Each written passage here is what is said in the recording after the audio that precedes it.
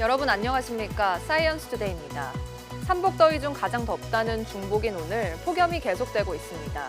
한라산을 제외한 전국 대부분 지역에 폭염특보가 내려져 오늘도 무척 더울 예정인데요. 지치기 쉬운 무더위, 중복을 맞아 보양식으로 건강 챙기시는 하루가 되길 바랍니다. 오늘의 주요 뉴스입니다.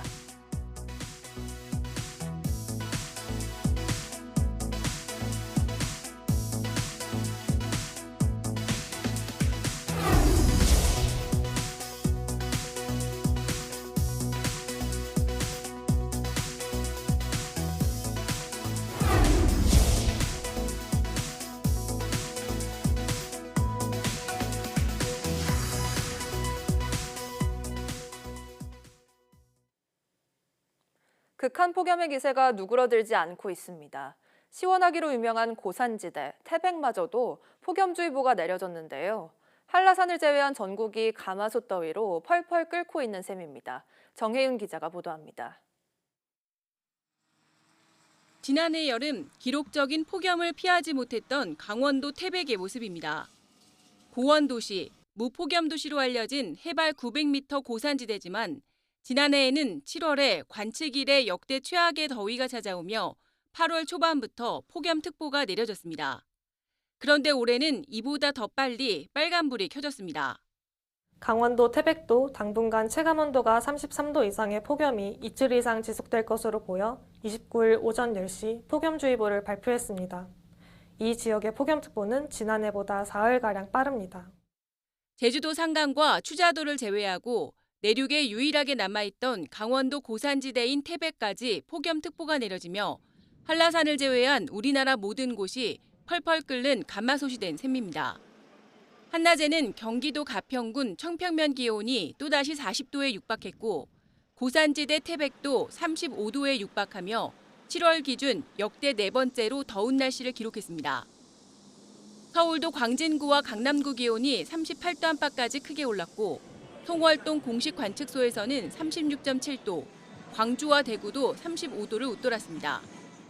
전국을 삼킨 극한 폭염은 이번 주까지 세력을 그대로 유지할 전망입니다. 북태평양 고기압 영향권에서 대체로 맑은 가운데 낮 동안 햇볕에 의해 기온이 오르고 뜨거운 열기가 누적되면서 무더위가 이어지겠으니 기상청은 이번 주말까지 서울 등 전국 기온이 35도를 웃도는 고온이 지속하고 밤에는 초열대야 수준의 체감더위가 이어지겠다고 밝혔습니다.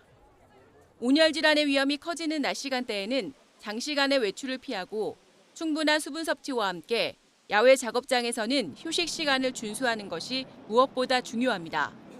YTN 정혜윤입니다. 예년보다 심한 극한 더위가 연일 이어지고 있습니다. 피서객들은 뜨거운 태양을 피해 바다로, 산으로 떠나고 있습니다. 임형준 기자입니다. 피서의 메카, 강릉 경포해수욕장에 피서객이 가득합니다. 튜브에 몸을 의지한 채 물놀이를 즐기고 파라솔 그늘 밑에서 여유를 만끽하기도 합니다. 바닷바람만으론 부족한지 선풍기 바람으로 열기를 식힙니다. 가족과 피서에 나선 엄마는 무더위를 잠시 잊었습니다. 날씨가 너무너무 더워서 밤에도 계속 에어컨 틀고 있다가 이렇게 나오니까 우리 아이도 너무 좋아하고 저희 가족도 스트레스가 해소돼서 너무 좋은 것 같아요. 산세가 수려한 경남 밀양 천왕산. 그 골짜기에 한여름에도 얼음이 연다는 천연기념물 224호 얼음골이 있습니다. 얼음은 이달 초에 녹았지만 냉장고에 들어온 듯 시원한 바람이 나오는 자연의 신비에 피서객들도 놀라는 모습입니다. 그러니까 올라올 때 깜짝 놀랐어요. 그 입구에서는 살짝 시원했는데 올라올수록 약간 냉장고 들어가는 분위기라고 할까요? 그래서 깜짝 놀랐고 생각보다 아주 상쾌한 장소였습니다. 천연 에어컨이라고 해도 손색 없는 얼음골. 요즘 같은 무더위를 피하기에 제격입니다. 얼음골 결빙지 앞입니다. 냉기가 느껴질 정도인데요. 현재 밀양의 기온이 34도인데 얼음골의 온도는 1.7도입니다. 30도 넘게 차이 나는 겁니다. 전국적으로 예년보다 심한 극한 더위가 계속되며 온열질환 비상이 걸렸습니다. 지난 22일부터 27일까지 6일간 하루 100명 안팎의 사람이 온열질환으로 응급실을 찾았습니다. YTN 임영준입니다. 보통 홍수가 나면 강변 시설물은 크게 훼손돼 제 모습을 잃게 됩니다. 그런데 전남 나주 영산강에는 범람 위기 속에서도 멀쩡하게 보존된 특별한 정원이 있다고 합니다. 어떻게 이런 일이 가능했을까요? 김범환 기자입니다. 홍수 경보까지 내려지면서 범람 위기를 맞았던 전남 나주의 영산강입니다. 물이 넘쳐나면서 둔치의 시설물이 걱정됐는데 멀쩡하기만 합니다. 큰 물을 담아둘 수 있는 그릇, 저류지에 시설을 만들었기 때문입니다. 언제 물에 잠겼는지 모를 정도로 깨끗해서 신기했어요. 평상시에는 산책도 하고 꽃도 보고 힐링하는 공간이 비상시에는 물그릇 역할을 해주니 너무 만족스럽습니다. 저류지는 물이 빠져나간 뒤 자원봉사자들이 쓰레기를 치우면서 원래 모습을 곧바로 되찾았습니다. 물에 잠겼던 정원에 핀 백일홍도 화려한 자태를 그대로 뽐내고 있습니다. 방치된 여기에 저희들의 정원을 만든다는 건 아주 좋게 생각하고 좋은 생각으로 합니다. 그리고 우리 나주는 에너지 수도인데 에너지 수도만 딱 있는 것이 아니고 녹색, 그린, 녹색으로 나무도 거의 여기에 걸맞는 것을 시켜면은 최고의 될 것 같아요.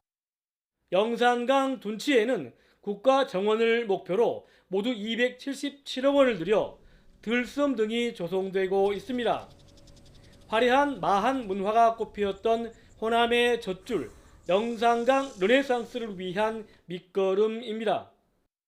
나주시가 조성하고 있는 영산강 정원은 홍수 때 저루지로 홍수 조절 기능을 하고 평상시에는 시민들이 즐겨 찾는 친수 공간 역할을 하는 멋진 힐링 정원으로 가꿀 예정입니다.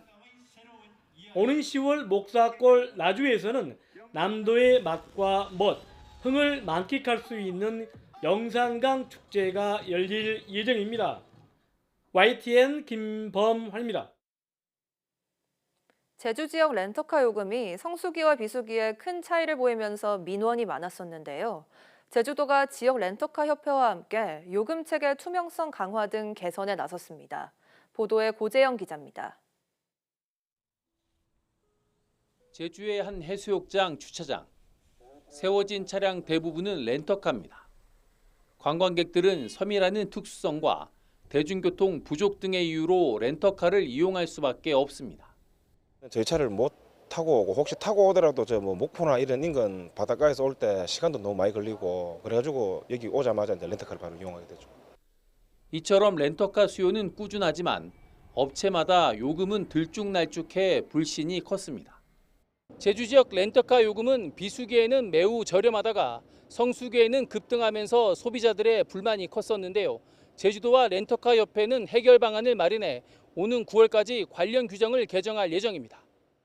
그동안 렌터카 업체들은 행정에 신고한 정가를 기준으로 비수기에는 큰 폭의 할인, 성수기에는 정가를 받아 바가지 요금이라는 지적을 받아왔습니다. 일부 경차 요금은 비수기에는 할인가인 2만 원, 성수기에는 정가인 20만 원까지 치솟기도 했습니다. 이에 따라 제주도는 회계자료 기반의 요금 신고 의무화와 할인율 상한선 도입을 추진하고 있습니다. 최대는 50%까지도 내려올 걸로 보고 있습니다. 그래서 성수기 때 가격은 좀 많이 다운될 걸로 보고 있고 비수기 때 가격은 그만큼 이제 상승폭 자체는 심하지 않을 걸로. 또 취소 위약금 문제, 사고 시 보험 한도 문제도 함께 개선합니다. 완전자차라는 게 이제 한도라는 게 있기 때문에 그런 상황들이 나오는데 한도라는 걸 올려서 어떤 손님들 앞에 피해를 안 갈 수 있는 그런 방법을 도하고 지금 의논하고 있습니다. 이번 개선안이 실질적인 변화로 이어져 제주 관광이 바가지 요금이라는 오명을 벗을 수 있을지 주목됩니다. YTN 고재영입니다. 중국에선 수도 베이징을 비롯한 북부 내륙에 최대 550mm에 달하는 물폭탄이 떨어져 30명 넘게 숨졌습니다. 엎친 데 덮친 격으로 제8호 태풍 꼬마이는 경제 수도 상하이를 향해 북상 중이어서 방제 당국에 비상이 걸렸습니다. 베이징 강정규 특파원입니다. 불어난 강물에 주택 지붕까지 잠겼습니다. 바깥에 세워뒀던 차들은 급류에 우르르 떠밀려갑니다.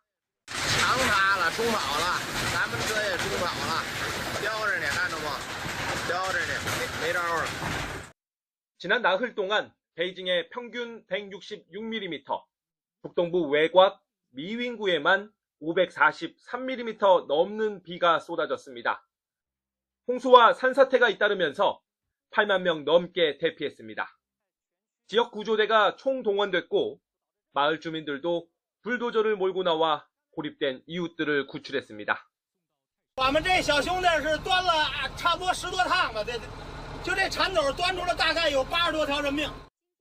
베이징은 홍수 방지 1급 비상대응 조치에 돌입하고 모든 관광지 폐쇄와 여행객 대피령을 내렸습니다. 그러나 속출하는 인명피해를 막기엔 역부족, 도로 파손과 정전, 통신 두절도 잇따랐습니다. 수도 베이징엔 387억 원, 다른 수해 지역 9곳엔 678억 원의 긴급 복구 예산이 편성됐습니다. 造成北京、河北、吉林、山东等地重大人员伤亡和财产损失，要扎实做好防汛抢险救灾各项工作。 중국 북부 내륙의 집중호우는 오늘 하루 잦아들었다가 주말까지 또 한 차례 거세게 몰아칠 거란 예보입니다. 엎친 데 덮친 격으로 제8호 태풍 꼬마이가 경로를 틀어 북상하면서 경제 수도 상하이를 비롯한 동부 연안 지역에도 초비상이 걸렸습니다. 베이징에서 YTN 강정규입니다. 일본 태평양 연안 지역에 쓰나미 경보가 내려졌습니다. 경보는 홋카이도에서 도후쿠, 간토, 도카히, 긴키 지역의 태평양 연안에 이르기까지 광범위하게 내려졌습니다. 현지 방송들은 일제히 정규 방송을 중단하고 해안가 근처에서 높은 장소 등 안전한 곳으로 즉시 대피할 것을 촉구하고 있습니다. 일본 태평양 연안에 도달하는 쓰나미 높이는 최대 3m에 이를 것으로 예상되는 가운데 홋카이도 동부 쪽에서 높이 30cm 쓰나미가 관측된 것으로 전해졌습니다. 일본 기상청은 실제 도달하는 쓰나미는 예상보다 높을 수 있다고 경고하고 있습니다.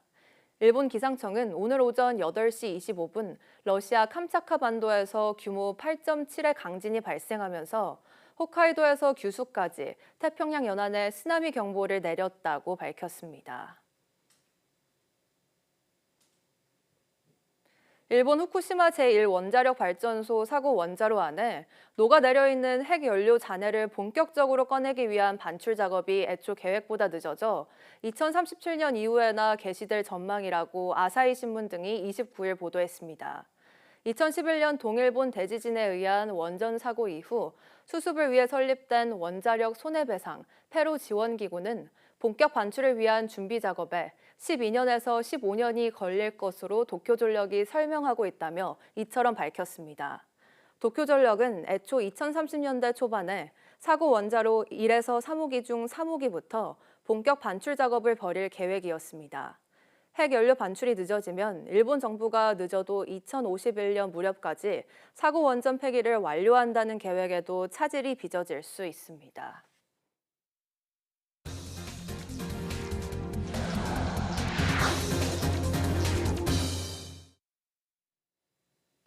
국제통화기금 IMF가 올해 세계 경제 성장률 전망치를 0.2%포인트 상향 조정하면서도 한국 경제 성장률 전망치는 0.2% 또 하향 조정했습니다.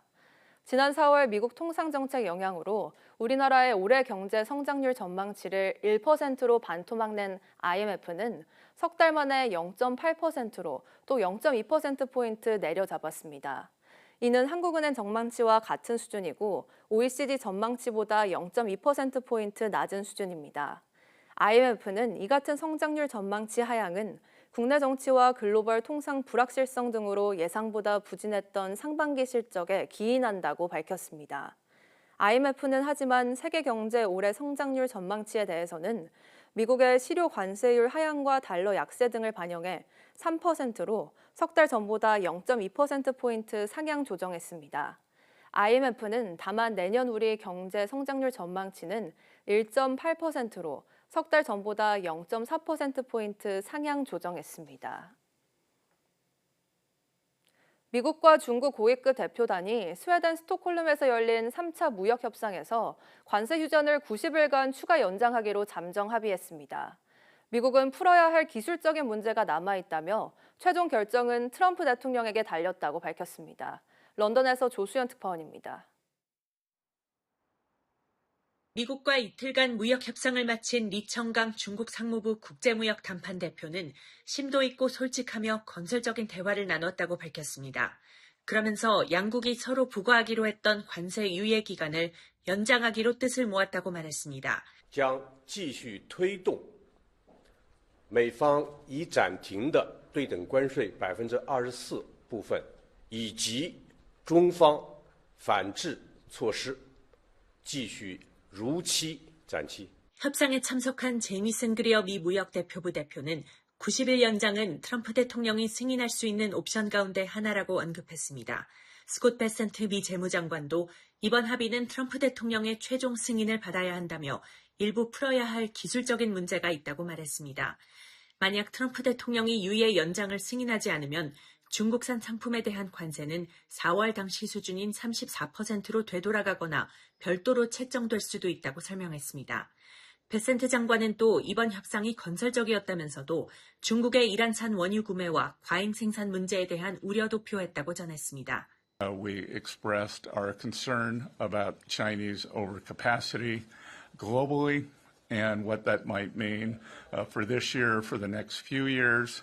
미국과 중국은 지난 5월 1차 제네바 협상에서 서로 100% 넘게 부과하던 관세를 90일간 각각 115%포인트씩 대폭 낮추는 데 합의했습니다. 이어 6월 2차 런던 협상에서는 각각 반도체 등 기술과 희토류의 수출 통제를 양보하기로 했고 이번 3차 협상에선 1, 2차 협상 합의 연장을 적용하는 데 주력했습니다. 트럼프 대통령은 협상 결과를 보고받은 뒤 매우 좋은 회담이었다고 평가했는데 미중 무역 전쟁이 악화하지 않는 방향으로 결정을 내릴지 주목됩니다. 런던에서 YTN 조수연입니다. 상호관세 부과를 이틀 앞두고 구윤철 경제부총리가 미국에 도착해 러트닉 미 상무장관과 무역 협상을 시작했습니다. 이재용 삼성전자 회장 등 재계 인사들도 측면 지원에 나섰습니다. 미국은 앞서 우리 대표단에 최선의 최종 협상안을 요구한 것으로 전해졌습니다. 워싱턴에서 신윤정 특파원이 보도합니다. 구윤철 부총리 겸 기획재정부 장관은 스콧 베센트 미 재무장관과의 회동에 이틀 앞서 미국 워싱턴에 도착했습니다. 한국이 준비한 프로그램, 특히 조선업 등 양국 간 경제 협력 방안을 잘 설명해 양국 모두의 이익이 되는 협상을 하겠다고 밝혔습니다. 한국과 얼라이언스를 하게 되면은 미국도 아주 큰 이익을 가져갈 수 있다는 걸 더 이렇게 설명을 하고. 구 부총리는 도착 직후 김정관 산업부 장관, 여한구 통상교섭본부장과 함께 하워드 러트닉 미국 상무부 장관과 2시간 동안 통상 협의를 벌였습니다. 이런 가운데 김동관 하나그룹 부회장에 이어 이재용 삼성전자 회장도 워싱턴에서 한미 협상의 측면 지원에 나섰습니다. 조현 외교부 장관도 마코 루비오 미 국무장관과 만나는 등 막바지 민관 총력전이 펼쳐지고 있습니다. 이처럼 긴박하게 돌아가는 협상은 미국 측이 우리 정부에 최선의 최종 협상안을 제시할 것을 요구한 데 따른 것으로 보입니다. 러트닉 미 상무장관은 최근 한국 정부 당국자들에게 최선의 최종 협상안을 촉구하며 트럼프 대통령에게 최종 제안할 때는 모든 것을 쏟아부어야 한다고 말했다는 언론 보도가 나왔습니다. 또 트럼프 대통령은 유럽연합이나 일본 등과 이미 무역협정을 체결한 상황에서 왜 한국과 새로운 협정이 필요한지 납득하지 못하고 있다며 그 필요성을 설득해야 한다는 점을 강조한 것으로 전해졌습니다.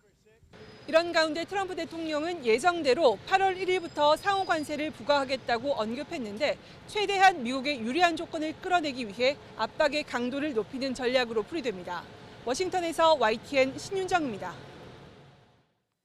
도널드 트럼프 미국 행정부가 온실가스 배출이 인류 건강을 위협한다는 위해성 판단을 폐기할 것이라고 현지 시간 29일 밝혔습니다. 미 온실가스 규제 정책의 기초가 됐던 위해성 판단이 폐기되면 기후변화 대응을 위해 만들어진 각종 환경 규제도 철폐될 것으로 보입니다. 리 젤딘 환경보호청 청장은 인디애나주 한 자동차 판매점에서 열린 행사에서 크리스 라이트 에너지부 장관과 함께 위해성 판단을 폐기한다고 밝혔습니다. 또 차량 배기가스 기준을 포함해 온실가스 배출과 관련한 모든 기준을 폐기함으로써 연간 540억 달러를 절감할 것이라고 설명했습니다. 트럼프 대통령은 2기 취임 첫날부터 기후변화에 대한 미국의 약속을 폐기하고 파리 협정 탈퇴를 명령했습니다. 여름방학을 맞아 온 가족이 다 함께 즐길 수 있는 다양한 체험 행사가 다음 달 17일까지 국립과천 과학관에서 진행됩니다. 이번 행사에서는 곤충의 미래 모습을 상상해 꾸며보는 미래에서 살아남기 곤충과 우주 구조물을 종이접기로 만들어보는 종이접기만 잘해도 미국 항공우주국에 갈 수 있다 등이 마련됐습니다. 프로그램 참여 대상과 방법 등 자세한 내용은 과천과학관 홈페이지에서 확인할 수 있습니다. 남산 정상에 자리한 YTN 서울타워는 원래 방공용 송전탑으로 만들어졌습니다. 이후 일반 시민에게 개방됐고 2000년 YTN이 인수한 뒤 서울의 상징, 랜드마크로 자리 잡았습니다. 이영원 기자입니다. 올해 50살인 서울타워는 1980년 시민이 이용할 수 있도록 공개됐습니다. 서울 남산에 있는 해발 479.7m의 서울타워가 공개됐습니다. 애초 북한 전파를 방해하고 우리 방송을 송출하기 위해 만들어졌지만 서울이 한눈에 내려다 보인다는 입소문을 타며 대표적인 관광지로 자리매김합니다. 그리고 날씨가 맑으면 멀리 인천 앞바다는 물론 휴전선 넘어 개성 송악산까지도 볼 수 있습니다. 이런 탁 트인 전망 때문에 준공 뒤 5년이나 금지구역으로 묶이는 시련도 겪었습니다. 당시 박정희 대통령이 북한 장거리 대포의 타격점이 되고 전망대에서 청와대를 포격할 수 있다며 일반인 출입과 언론 보도를 막은 겁니다. 이후 최신부가 운영하던 서울타워는 2000년 YTN이 인수한 뒤 다시 도약하게 됩니다. 타워 하부에 복합문화 공간을 만들고 탑시는 미세먼지 농도 등에 따라 색을 바꿨습니다. 이렇게 볼거리가 다양해지면서 인수 당시 1년에 100만 명이었던 방문객은 이제 1,300만 명에 달합니다. YTN 서울타워는 지난 50년 역사를 토대로 새로운 50년 준비에 나섰습니다. 특히 보행약자를 위한 남산 곤돌라까지 완성되면 시민과 한층 더 가까운 서울의 진정한 랜드마크가 될 것으로 기대됩니다. YTN 이영원입니다. YTN 서울타워는 최근 철제 구조물 철거로 대형 미디어 파사드 설치가 가능해졌습니다. 또 명동에서 남산을 향하는 새로운 계단길이 생기면서 접근성도 개선됐는데요. 변화와 혁신을 이어가는 YTN 서울타워의 모습, 오동건 기자가 취재했습니다. YTN 서울타워를 수놓은 화려한 불빛들. YTN 서울타워는 최근 아날로그 방송 장비를 위한 구조물을 떼어내고 일자형 탑신으로 새롭게 탄생했습니다. 대형 미디어 파사드가 가능해지면서 관광과 문화자원으로서의 가능성이 한층 더 커지고 있습니다. 이미 YTN 서울타워는 대한민국의 대표적인 관광 명소가 됐습니다. 전 세계, 전국에서 모인 관광객들은 이렇게 사랑의 자물쇠를 걸며 여행의 추억을 간직하고 있습니다. 특히 최근 서울에 대한 글로벌 관심이 높아지면서 구글 트렌드의 서울타워 검색량도 최근 5년 사이 꾸준히 오르고 있습니다. 실제로 지난해 1월에서 9월까지 YTN 서울타워 유료 전망대 방문객은 56만 명, 외국인 입장객은 한 해 전보다 21%나 증가했습니다. 최근 명동에서 남산으로 가는 새로운 계단길, 북측 숲길까지 조성돼 소요 시간이 1시간에서 20분으로 단축되며 명동 접근성이 개선됐습니다. YTN 서울타워는 이제 더 많은 관광객을 받아들일 본격적인 준비에 나섭니다. 서울의 랜드마크임에도 불구하고 다소 정적이고 올드한 느낌이 사실 있었거든요. 그래서 앞으로는 트렌디한 장소, 그래서 누구나 찾아가고 싶은 장소, 물론 한국의 상징이라는 권위를 지키면서 그런 장소로 변모를 하기 위해서 50년 동안 남산을 지켜온 YTN 서울타워. 앞으로도 서울을 대표하는 관광문화자원으로 자리매김할 전망입니다. YTN 오동권입니다.